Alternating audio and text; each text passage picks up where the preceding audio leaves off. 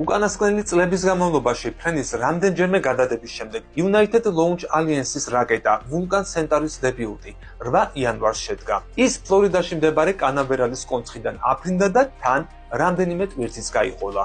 მაგალითად, ასეთია Astropothic Technologies მთვარეზე დასაშვები მოდული, Peregrine და ადამიანთა ნაშთები, რომლებსაც კოსმოსური დაკრძალვის სერვისის შემომტანი კომპანია Celestis გზავნის.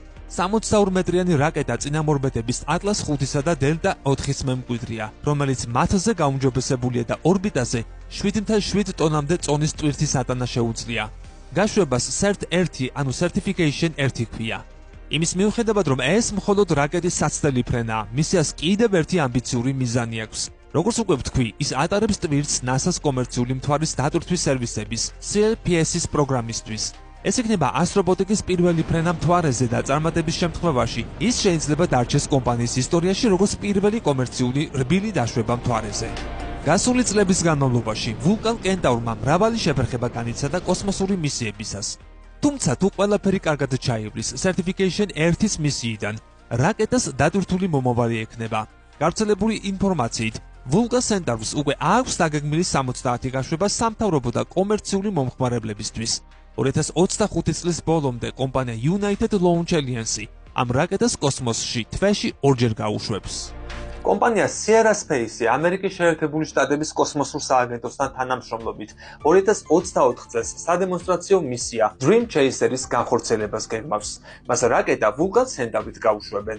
Sierra Space მრავალჯერადი გამოყენების კერძო ხომალდია, რომელიც დედამიწის დაბალ ორბიტაზე ტვირთის ასატანად ან ასტრონავტების გასაგზავნადაა შექმნილი.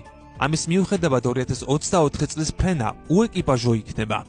აპარატი საერთაშორისო კოსმოსური სადგურისკენ გაემართება, სადაც 3540 კილოგრამამდე ტვირთს აიტანს, თუმცა მას 5220 კილოგრამამდე წონის დაძვრა შეუძლია. Dream Chaser-ი, რომელიც ლუისვილში, კოლორადოს შტატში დაამზადეს, ორი ძირითადი მოდულისგან შედგება: Dream Chaser-ი კოსმოსური ხომალდი და Shooting Star-ი ტვირთის მოდული. Dream Chaser-ი შექმნილია 15ჯერ ხელახლა გამოსაყენებლად და მოდიფიცირებულია HL-20 კოსმოსური ხომალდიდან, რომელიც შემუშავებულია NASA-ს Langley-ის კვლევით ცენტრში, ჰემპტონში, ვირჯინიის შტატში. Dream Chaser-ის ტვირთის მოდულზე განლაგებულია მზისგან დამცავი ელემენტები, რომლებიც მაშინვე დაიკეცება, როდესაც საერთაშორისო კოსმოსურ სადგურთან მიერთების პროცესი დაიწყება. გამშვები რაკეტა აფრენისთან დაშვების დროს სხვადასხვა სატესტო მანევრებსაც გააკეთებს, რათა დაამტკიცოს, რომ სხვადასხვა მოულოდნელ სიტუაციაში მას თვით გადარჩენა და მისიის გაგრძელება შეუძლია. ფრენა და დაშვება სრულად ავტომატიზირებული იქნება, თუმცა მას მეთვალყურეობას მართვის ცენტრიც გაუწევს. გამოიწერეთ ჩვენი YouTube